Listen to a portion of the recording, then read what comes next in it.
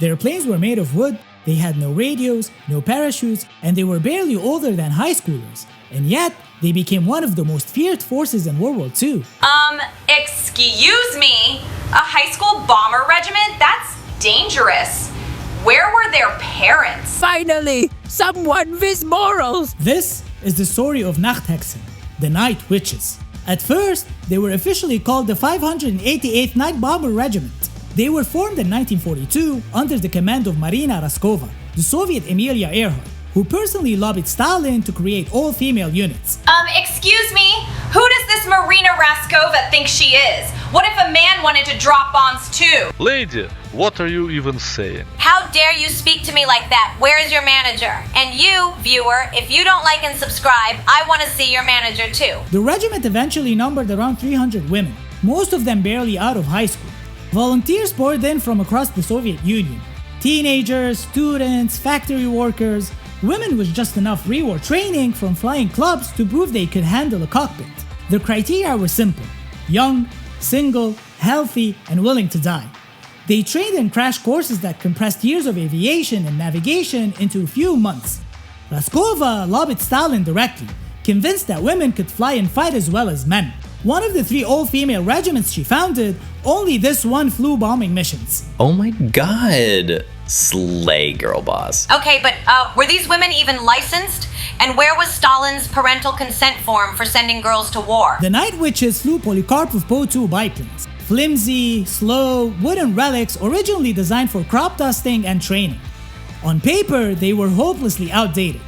No radios, no parachutes, and only 2 bombs strapped under the wings. The Soviet Union gave them Po-2s because it had no spare modern aircraft to waste on a women's experiment. Ugh, classic wartime misogyny. Honestly, this reminds me of when I asked my barista to make my matcha with oat milk, and he laughed.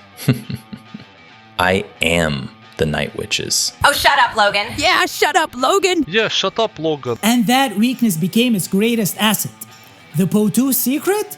Too light for radar, too slow for fighters, and bullets often just punched through the canvas without exploding.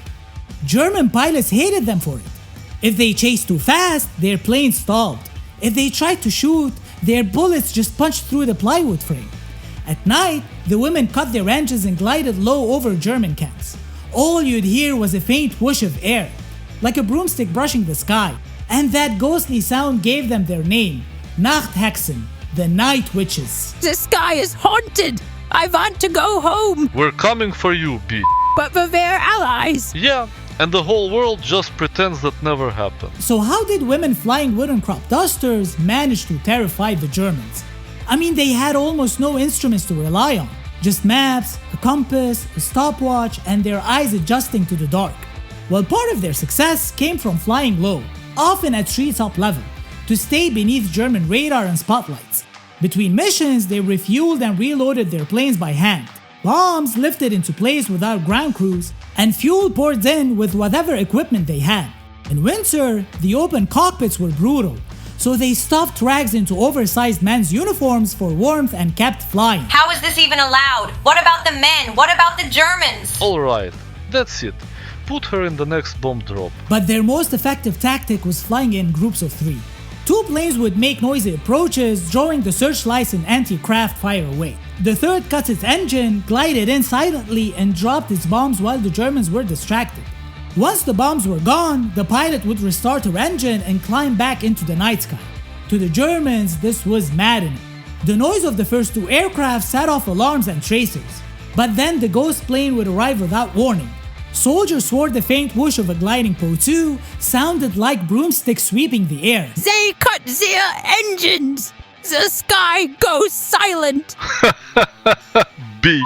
Despite being severely underfunded and flying with equipment that was decades out of date, the Night Witches still carved out a legendary record.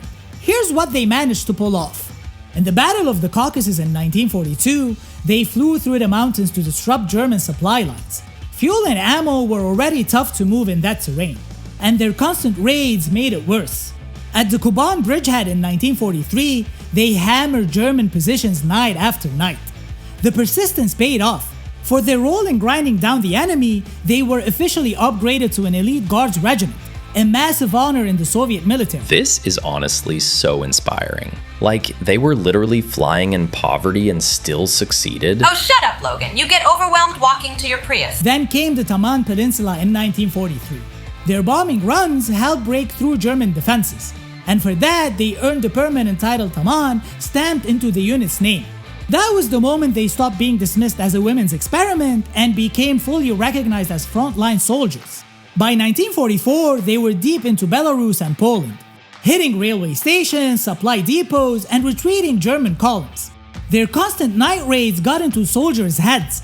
Germans actually dreaded the sound of nightfall because it meant the witches might be coming. And in early 1945, along the Oder River, they took on one of their toughest jobs yet, bombing entrenched German positions in the dead of winter. Those missions helped clear the way for the Red Army's final push into Berlin. God, they're so hot. Like, not in a weird way, but in a haunt my dreams and burn my capitalism kind of way. You think flying a crop duster makes you a hero? I parallel park in heels. Where's my medal? I swear to Lenin, if this doesn't get a like and subscribe, I'm deleting my Etsy store and moving to Minsk. So, what do you think? If the NightWitches were one of the most decorated and feared regiments of the war, why don't we know their names today? Does their story shatter the idea that women can't fight and prove they could play roles as crucial as men? Do we downplay their story because it's inconvenient that bravery and military skill don't fit neatly into gender stereotypes? Please let us know what you think in the comments.